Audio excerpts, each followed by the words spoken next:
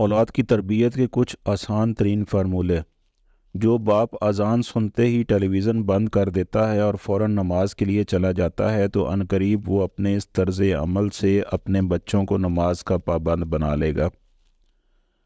जो बाप घर में दाखिल होते वक्त पहले दरवाज़ा खटखटाता है और सलाम का इल्तिज़ाम करता है और अपने बीवी बच्चों को देखकर मुस्कुराता है तो इस तरह इसके बच्चे भी घर में दाखिल होते वक्त इजाज़त लेना, सलाम करना और मुस्कुराना सीखेंगे।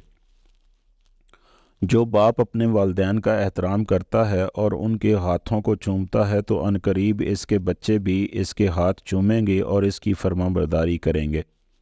जो बाप घरेलू काम काज में अपनी बीवी का हाथ बटाता है तो इससे इसके बच्चे भी एक दूसरे की मदद करना और बाहम तावन करना सीखेंगे।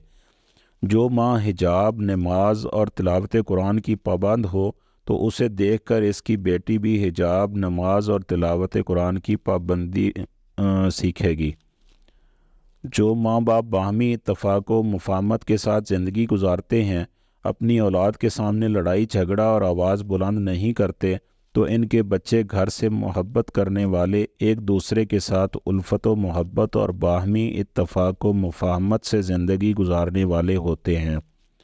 जो बाप सिला रहमी करता है, अपने अज़ीज़ व अक़ारब के साथ एहसान करता है और इनसे मोहब्बत के रिश्ते इस्तवार किए रहता है तो इसकी औलाद भी इससे ये सिला रहमी और हुस्न सलूक करना सीखती है।